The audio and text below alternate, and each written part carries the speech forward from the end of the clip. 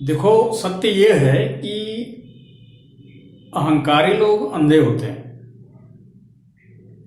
और जिस व्यक्ति के पास सहानुभूति नहीं होती वह कुछ नहीं होता।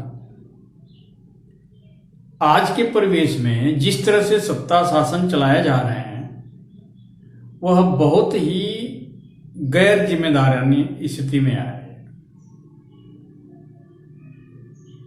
डॉक्टर लोहिया ने कहा था कि जब सड़कें सूनी पड़ जाएं तो संसद आवारा हो जाती है। सत्ता और सरकार चाहे किसी का भी हो,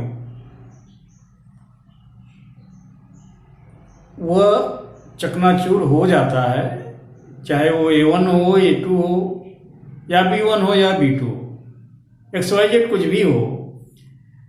ये पूर्ण रूप से अधिकार है उस व्यक्ति का जो सत्ता के नियमावली को या सत्ता की नीतियों को पसंद नहीं करता, वो स्वतंत्र रूप से विरोध कर सकता है। आज स्थिति कहाँ है कि छात्र अगर विरोध करता है तो उसको लाठी मिलती है, युवा रोजगार मांगता है तो लाठी मिलती है, सरकार के नीतियों के खिलाफ किसान आवाज उठाता है तो उसको लाठी मिलती है। ये आखिर हो क्या रहा है? किस तरह की सत्ता चलाना चाह रहा है आदमी? पूर्ण रूप से हिटलरशाही जमाना आ गया कि जिसके पास कोई भी सहानुभूति नाम की तो कोई चीज ही नहीं है, और जो इसके पास जो सहानुभूति नहीं रखता वह शून्य है, उसकी औकात कुछ भी नहीं है, चाहे वह A1 A2 हो या B1 B2 हो।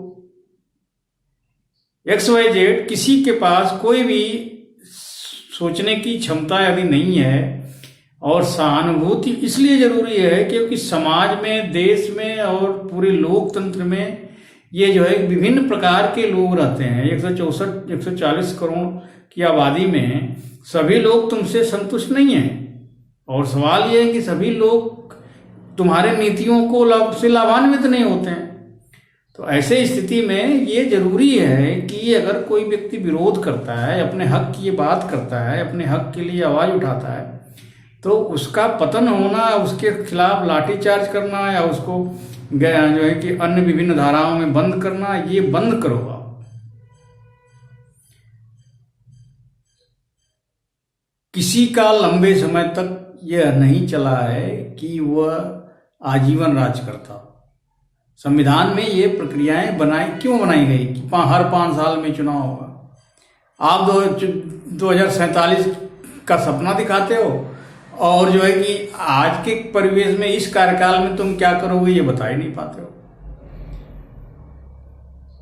तो हर व्यक्ति परेशान है कि आखिर ये हो क्या रहा है। लोकतंत्र में अपनी बात, अपनी मांग, अपने अधिकार के लिए हर व्यक्ति अपनी आवाज उठाता है, विरोध करता है, और विरोध करने के लिए योग्य है, ये अधिकार है उसका। और इसको समझो, जिस दिन नहीं समझोगे तो तुम्हारी औकात शून्य हो जाएगी। आप ये समझ लो कि इस चीज को जनता जाग चुकी है, पढ़े लिखे वर्ग हैं, पढ़े लिखे युवा हैं, और वो युवा ये चीज को समझ चुके हैं कि हमें जो है क्यों बरगलाया जा रहा है, कैसे बरगलाया जा रहा है। हमेशा सपने दिखा करके जीने की आदत लोगों को कब तक रहेगी? तो ये सब चीज को आप लोग समझिए। और हमारे यहाँ जितने भी, हमारे संस्था में जितने लोग भी जो है कि एंटरप्रेन्योर के लिए या अन्य चीज के लिए आते हैं, वो सभी लोगों का स्वागत है। और एंटरप्रेन्योर तो ये इसीलिए बनाया ही गया। हर गवर्नमेंट का यह प्रावधान, यह जो है कि जिम्मेदारी है कि रोजगार का सृजन करना। रोजगार का सृजन नहीं करेगा तो वो खुद प्राइवेट एक दिन हो जाएगी।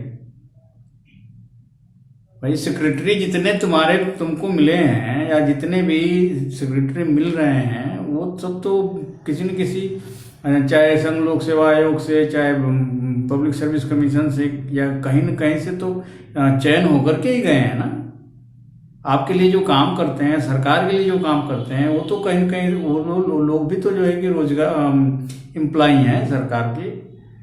तो यदि ये लोग आना बंद हो जाएं तो तुम्हारे सेक्रेटरी कौन रहेगा?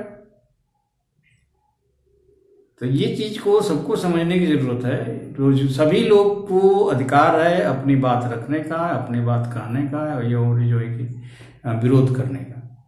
और हर जगह हर लाठी के बल पे पूरे तंत्र को संभालने की कोशिश न करिए। शासन सत्ता में ये बहुत जरूरी है। जब शासन जो है, शासक यदि अपना प्रभाव दिखाने लगे, उसको अपनी प्रशंसा सुनने की आदत हो जाए और ऐसो आराम की जिंदगी जीने की कोशिश करने लगे, तो ऐसे शासक को का अंत बहुत जल्द होता है। ये बहुत लोकतंत्र के लिए बहुत घातक होता है और इसको हटाना बहुत अनिवार्य है।